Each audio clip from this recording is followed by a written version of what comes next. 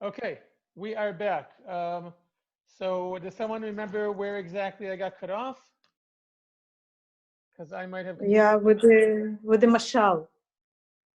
Right. Okay. So talking about the mashal, we were talking about showing a little bit about the area that Mount Gerizim is very close to Shechem, and we said yes. We said this is not a prophecy. This is um, a half. Basically, he's basically telling them, these are going to be the consequences for your actions because when you I remember I was saying whenever you see these movies or shows that where times of the monarchy. So basically, when one person betrays, sorry, you have one more, okay, that when someone betrays someone for personal reasons, it's only a matter of time till if you make an alliance with someone, they should betray their confidant, their master, their savior. It's only a matter of time until you start turning against each other. This is not some brilliant, this is not something that we haven't encountered in the past. So Yotam understands this, and he's basically telling them, this is what you deserve, and this is what I wish upon you, that you will suffer the consequence of your betrayal, in the form of, you guys will end up probably, and hopefully consuming each other. Um, and that we'll see later on that this is what happens, although how it happens is also important. But the question is there more to this mashal? Because what is the point of the first three stages? Right? He says the trees went. Let's go back to the verses. He says the trees went, right. Once the trees went to anoint a king over themselves, they said to the olive tree, "Reign over us." Who are the trees that went and said to the olive tree, and then to the fig tree, and then to the vine, rule over us? Who is who in this analogy? Who are the different players? Israel, probably. Well, remember, right now he's not talking to the entire children of Israel. He's talking to the people of Shechem. You're saying the trees Yes. the trees are the children of Israel that last chapter came to Gidon and said, "You be our king." Okay, um, you be our king. Just a second, I'm going to check something. Okay. Um, and I guess in this analogy, maybe the olive tree is Gidon, possibly, Yeah. because Gidon said, because he's the first person they went to. And then he goes on to say, um, but the olive tree replied. Now, how do we understand? How are we to understand the answer of the olive tree? How do we need the olive tree says, um, have I through whom God have I through whom God and men are honored stopped yielding my rich oil that I should go and wave above the trees? What is your Yotam? How is your Yotam presenting the answer, either of whether it's Gidon or in the analogy of this tree? What is this answer? Is this a positive answer? Is this negative answer? Are we to see this favorably or unfavorably? He's kind of saying this is not my purpose. Like the trees are saying, my purpose is to give oil, not to reign over you. So until this is no longer my purpose, I'm not reigning over you. I agree. I think that's what he's saying. He's saying, listen, meaning Yotam seems to be continuing the line of Gidon, that Gidon was given a mission. He was told, go save the people. He was not told, go reign over the children of Israel. Meaning, and the olive tree has a purpose, to serve, to honor God and men. And as long as I'm carrying out my purpose in this world, leave me, I'm doing, everyone has a purpose. I have a purpose. I'm doing my purpose. And it's interesting, the phrase that he uses, what do you ask me to do? Wave above the trees. What does that mean, wave above the trees? what is the significance of waving above the trees? Nothing. It's meaningless to stand there as the tall one above all the other ones. He's not, right? In this analogy, it's an empty position. It's a meaningless thing. Rain, when you think about the analogy, the trees go to another tree and say, rain over us. Do what? And he says, what does it you want me to do? I'm doing everything I'm supposed to, and I'm fulfilling my mission in life, which is to yield oil for God and man. And you're asking me to stop doing my purpose, and for what? Not only to stop serving my purpose, but also to do what? Nothing. Wave above the trees, to stand tall and feel like I'm something, so people can say, look, we have. And that's very reminiscent of what Gideon said to them, which is, what do you mean I should rule over you? I'm not going to rule over you. Again, right now I'm looking at what Gideon said. What do you mean? You don't need me to rule over you or my children to rule over you. You have God to rule over you. If I'm ruling over you, what would I do? Nothing. It's meaningless. Because if God is the true ruler of the children of Israel, then just saying, hey, Gideon is our king, what does that mean? It's nothing. It's like saying about a tree, he's our king. What does that mean? He's just waving about above the other trees. It's meaningless. So Yotam seems to be a very anti-monarch. He's continuing an anti-monarch kind of like narrative, so to say. And he's pushing it with the next analogy, right? With the fig. And the fig says something similar, right? Yielding my sweetness, my delicious fruit. There's a lot of interesting commentary on saying, well, why does he need 3 examples? Is each one of them supposed to be one of the previous judges? If so, who is who? And there are other attempts to, well, but it's very interesting, but I don't feel a need to go into it. Although it is interesting that there is a significant difference. You see, with the oil, God and men are honored, and when it comes to the fig, he said, yielding my sweetness, my delicious fruit. God isn't in here. It's just, I also have a purpose. My purpose is not necessarily to serve God, but I serve some positive purpose. And even this, just to yield sweet fruit for people to enjoy, even this is more meaningful than an empty title of reigning over the trees, of reigning over other human beings. Not to save, because again, there's no need to save anyone now. So what's the meaning of being a king now? Nothing. Power grabbing, people to feel glorified by saying we have a king. It's empty. Even just giving people sweet fruit is more significant than that empty title. Right? Then they go to the vine, and the vine replies something slightly different. Have I stopped yielding my new wine, which gladdens God and men? So there's interpretation to say what's the difference between the olive oil, which is honoring God and men over here, wine, which gladdens, but it's interesting, things to do from a literary perspective and try to understand, but not important for our purposes at the moment.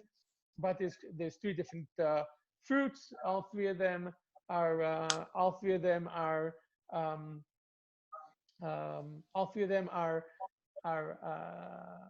fruits that are common in Israel. All 3 of them are from the 7 species. So these are all plants that they are all very familiar with, right? They get their livelihood to some degree, but depend on these trees. So it makes sense that he's using them. He's in the Hebrew. It's also very allegorical. It's very beautiful, very lyrical in the way it's phrased. Okay. Then all the trees said, and by the way, this is interesting. Then all the trees said to the thorn bush, you come and reign over us. And the thorn bush said to the tree, and obviously the thorn bush has nothing to offer. The thorn bush does nothing, has no purpose, and it doesn't actually produce anything. So actually, the thorn bush is the perfect tree for them to approach, because all the other trees actually serve a purpose. And therefore they know that they serve a purpose. And therefore they know that, and the thorn bush said to the trees, if you're acting honorably and anointing me, wait, I'll just pause for a second. There's something wrong with the analogy here. Because Avimelech is the one who came to the people of Shechem. He's the one who approached them with the offer. So what is Yotam doing here in this analogy? Right? He changed things. It should have been the thorn bush approaches the trees and said, I will reign over you. Right? That's what it should have been. So why did Yotam switch it? Any ideas? I think this has to do with something we spoke about a little bit last week, which is we're obviously seeing a new development in the state of mind of the children of Israel, because we've never encountered until now in the book the idea of a king. So meaning the children of Israel did not approach Othniel ben Knaz and ask him to be their king. They did not approach Ehud ben Gera and ask him to be their king, and they did not approach Dvorah to ask her to be their king. Why do they approach specifically Gidon? There's nothing that we saw that maybe a little bit that he went and he served judgment upon the cities of Sukkot and Pnuel, but on the face of things, they should have, it should have been consistent with the previous ones. You have a judge, he delivers them from the hands of an oppressor, everything quiets down until the next cycle. Obviously, something has changed in the mindset of the children of Israel to the point where they're looking for a king. Something in the national situation, maybe it's something to do with geopolitics, maybe it just has to do with the fact that they feel that they're acting as so separated from each other, and we're starting to have with Gidon, we start having battles amongst the tribes. Whatever it is, something has ripened. The national state has ripened to the point where there's a feeling of need for a king. Meaning, Avimelech would not have been successful in offering himself as their king if it weren't that he knew that they're looking for it. So either it's a topic that's being constantly discussed, or it's the mere fact that they asked Gidon back then, and they allowed Gidon to have all these wives and all this money, obviously the national state of mind was one that was looking for a king.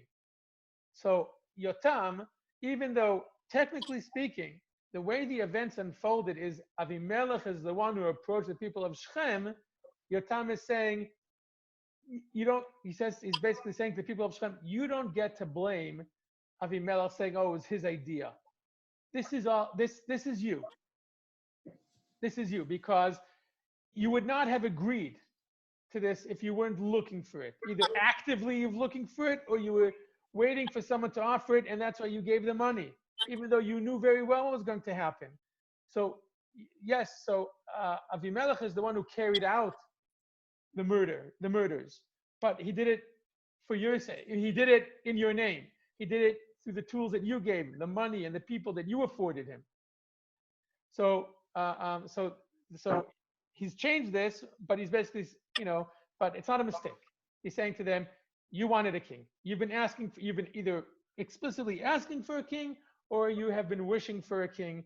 You've been looking for him. And the moment someone came along, that someone was answering your request, whether it was verbalized or not. We're always, whenever in the book of Judges, we're always looking at two different circles. The small circle is the specific event or judge or cycle that we're looking at. And we're always looking also at the bigger picture of what is happening in this book in general. What is the historical stage that this book is serving in the grand plan or the grand story of the Bible, of the history of the children of Israel. So obviously, already last chapter and this chapter, the concept of kingship, of a king, of a monarch, has now come onto the stage in a significant way. both in their request from Gidon last chapter and Avimelech's response to that in this chapter, and all these foreign behaviors, as you pointed out, Ron, these foreign behaviors of what we're accustomed to seeing or would expect to see in other nations, of how kings come to be, that kings in their ascent to kingship, they annihilate every competition, including family members. Okay, but so this is not just something is, there's a struggle happening here, it seems, about wanting a king, needing a king, not needing a king, Gidon shying away from it, but his son jumping into it with all of the evil that comes with that we'd expect from a monarchy. Okay.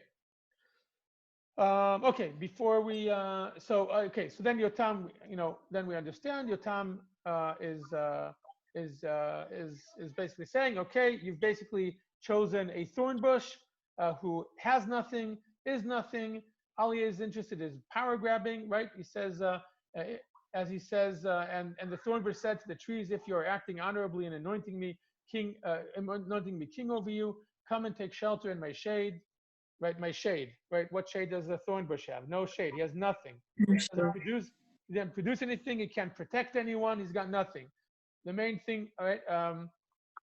But if not, may fire issue from the thorn bush. Meaning, what thorn bushes are pretty good at is carrying fire. They catch fire quickly. They pass fire quickly, right? May fire issue from the thorn bush and consume the cedars of Lebanon, right? And then he goes on and he explains the nimshal, the analogy. Now then, if you acted honorably and loyally in making Avimelech king, if you have done right by Yerubal and his house and have requited him according to his deserts, considering that my father fought for you and saved you from the Midianites, and this is where he kind of goes all out. You can hear his insult, tremendous insult, and for the sake of his father's honor and for his deeds. And now you have turned on my father's household, killed his sons, 70 men on one stone, and set up Avimelech, the son of his handmaid, as king over the citizens of Shechem, just because he is your kinsman. If I say you have this day acted honorably and loyally towards Yerubal and his house, have joy in Avimelech, and may he likewise have joy in you. But if not, obviously this is what he expects to happen. May fire issue from Avimelech and consume the citizens of Shechem and Bet Milah. And may fire issue from the citizens of Shechem and Bet Milah and consume Avimelech. With that, Yotam fled. He ran to Be'er and stayed there because of his brother Avimelech. Okay. By the way, when people come and say, who was the first king of Israel? So usually what do we answer? Shaul. Shaul. But the truth is, technically speaking, the first king, I wouldn't say the first king of Israel, because he was not king of the entire nation, just of that region. A few cities, Shechem, Bet Milah, we'll see another one soon. So three, just of a region. He was the first monarch in Israel. The first, within the children of Israel, the Jewish nation, the first person who held that title of king was Avimelech, and not a positive one. He was not king of Israel. Shaul was the first king of the entire people. Yes. But Avimelech is the forgotten, rotten first king in Israel, not of Israel, in Israel. Okay. Is it not a statement, the way it's being presented here, we shouldn't have a king? King is God. Moses wasn't king. Joshua wasn't king. Why would Shaul be king? Why would David be king? And why would Abimelech be king? It's a sign of weakness as opposed to we've fallen if we need a king. So it's an excellent question, because basically from this point on until the end of the book, we'll see it's as if there's going to be some level of a struggle, okay, between the argument for king and against king. There is no question about it that right now the message seems to be king is bad.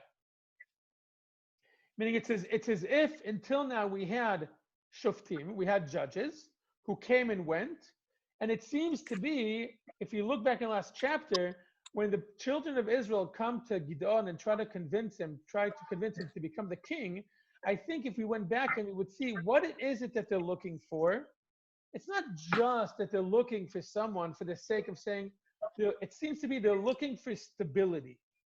Because they come and say, you rule over us, you, your son, and your grandson. Meaning one of the fundamental aspects of a king is a dynasty, which means stability of rule.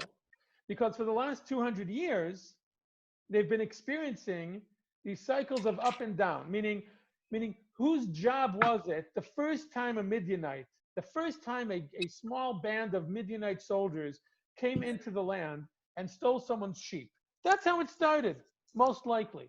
Some small raid, crossing over the border or crossing over the Jordan and, killing, one or two farmers and taking their hay. Meaning there is no one who actually held any official position of any kind who was like, okay, it's their job to go and deal with it.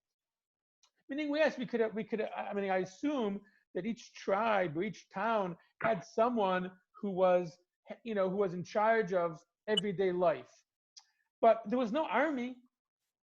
There was no regular army. There was no, and if there was, okay, so maybe a few people locally did something and they all went back home.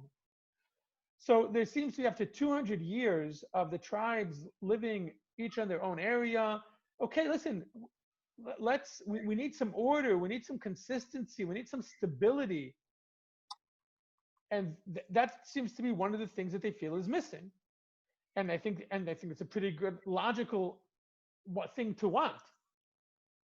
Remember, it's not having a king or having a central form of government of some kind, because the judges were not, even after Devorah saved them, there was no central governmental body of any kind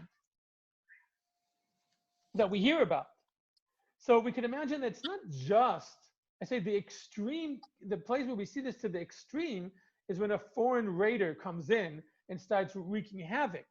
But we can imagine that the tribes living so far apart from each other, so not connected, that there was they wanted, okay, let's become one unified people with an organized system, stability. That's what they're looking for. It actually makes a lot of sense. Now, on the other hand, Gideon's response to them seems to also make sense. So we have this open question here, and there's no question that Yotam's is a very, very. I know there's a term in the social sciences for this, but anti-monarch. There's no question that Yotam is an anti-monarch. Okay, but we'll see as we go along that the message of the book, meaning until now, the judges have come and gone, and have not set up anything more stable than that. And it seems to be the people want something more. On the other hand, Gideon seems to be giving them the correct answer. And when they find themselves, still looking for that, and they're desperate to find someone, okay, the only one who's going to agree is someone who's doing it, who's being inconsistent with the direction history is going at the moment, and someone who's looking to power grab and goes to the worst types of behavior surrounding monarchs. So, Ron, I agree. There's an open question here. I agree with you. At this moment in the book, it seems to be sending a very clear message against the concept of a monarchy, against the concept of a human king holding that position of a king, meaning like absolute control and power, with a dynasty that is inherited and anything like that. At this point in time, that definitely seems to be the message the book is giving. On the other hand, we have this question: is the situation with judges, is that the correct and ideal state of rule? If not, what is? This is a question that we will see handled later on in the book. Okay, this is the question that's going to develop. Okay. Rabbi, can I ask you a question? Yes, please. I don't see any difference between Gideon and Avimelech. Gideon, after military victory, it's not so naive. He forced them to choose him like a king, and Avimelech took opportunity and forced and killed by every his cousin, everyone, and took it power to himself too. But His Gideon, brother. I don't see any similarity. Gideon outrightly refused. He said, "No, I do not want to be your king." But they God, didn't have any choice. Yeah, What? but he behaved like a king. he He did. became like acting like a king, and Right.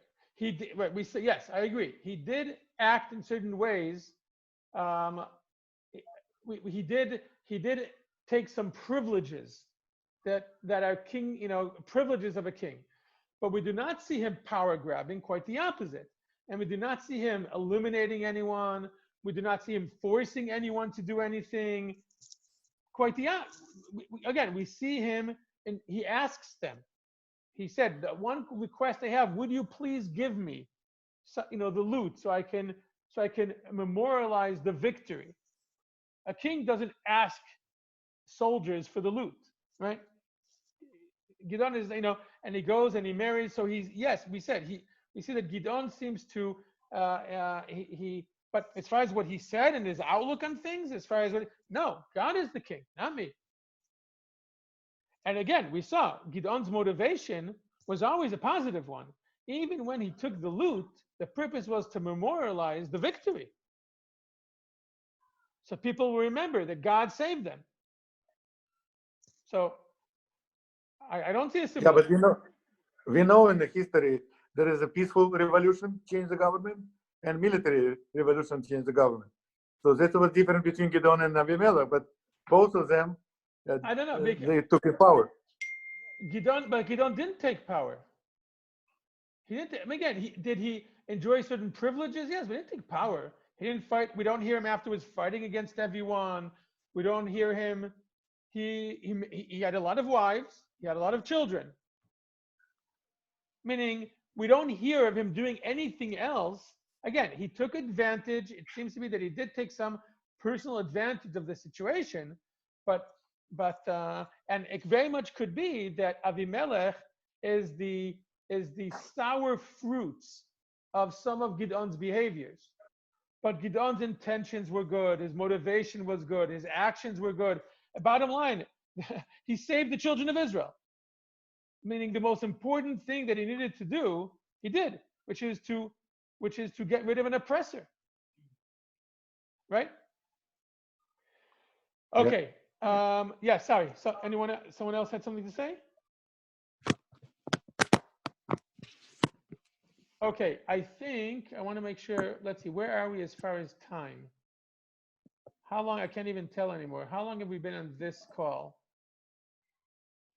An hour and a half. No, I'm saying on this second call before we before we get cut off. I don't know. Don't know. Let's see. Let me just see for a second. Let me see if I can. About 35 minutes. How much? 35 minutes. 35 minutes. Okay. In that case, sorry, just 1 second. In that case, we will not have time to see the rest of the chapter. So I think we're gonna stop here for now. And next week we'll see the rest of the chapter. There's still quite a lot. There's another 35 verses, which is interesting on its own. A very long description of how it's fascinating. It's absolutely fascinating. If anyone is interested, I would recommend even reading it on your own. And it's really quite beautifully written as far as the way the story plays out and the parallels and things like that. So I think we'll discuss that next week. But I just do want to end on the same note that Ron, what you were talking about, that we have two big questions here. One, what is the purpose of this strange judge, a king, in the succession or in the development of this book? Because we saw a graduality. Okay, we saw a gradation in the cycles, and suddenly we have this abnormality of this evil person who starts murdering the person. up until now, all of the leaders, I'll just point this out, since the moment we left Egypt until now, anyone who was in a position of leadership, of official leadership in the Jewish nation, was appointed by God. God was with them. They saved the Jewish people, right? Moshe, Yeshua, Caleb, Othniel, Ehud, Dvorah, Gidon. They were all people who were exemplaries of leadership. Doesn't mean that every single one of them was absolutely perfect, not necessarily, but that's a different discussion. For the first time, we have someone who's grabbing power. It seems to be the first time someone who's grabbing power and is acting in a very way that is quite the opposite of what we would expect. Although we have to say he is not, on the one hand, he is not being presented as a leader of the entire nation, but it is obviously significant enough to make it into the book of Judges. So even though this is a local occurrence, it seems to be that if it's being placed in the book of Judges, smack in the middle, that it means it is obviously symptomatic of something much bigger going on now in the nation. If it was just some crazy power hungry guy who took hold of one city and then a great tragedy happened, and it was just a coincidence, then, or just kind of like some abnormality, it wouldn't have been memorialized in the Tanakh. If it's there, it's because it's symptomatic, as we saw that the entire children of Israel asked Gidon to be their king. And in the analogy of Yotam and Mashal Yotam, he says all the trees. So it could be that only one city ended up, or three cities, we'll see, actually officially accepted him as king, but this is symptomatic of something deeper going on. So one question is, what purpose does this story serve in the big picture of the book? And the second question or thing to keep in mind is that it seems like in the middle of this, up to now, we have the model of a judge as the leader who comes for a specific period of time, for a specific mission, and then leaves the scene. And for the first time, we are presented with a king, and it seems to go terribly wrong. So what does this mean for the relationship between the models of leadership that are being presented here? So it seems to be presenting the model of a monarch in a very, very negative light versus the model of a judge, which theoretically was working okay. But that's a question. That's something that we're going to continue seeing throughout the book, and the balance between those two things is going to shift and change. Okay, and with that, we're done for this week, and Be'ezrat Hashem, we'll meet again next week and see the second half of the chapter. And with that, I wish everyone a Shavua Tov. Shavua Tov. Thank you very much. Bye-bye. Shavua Tov. Shavua Tov. Bye.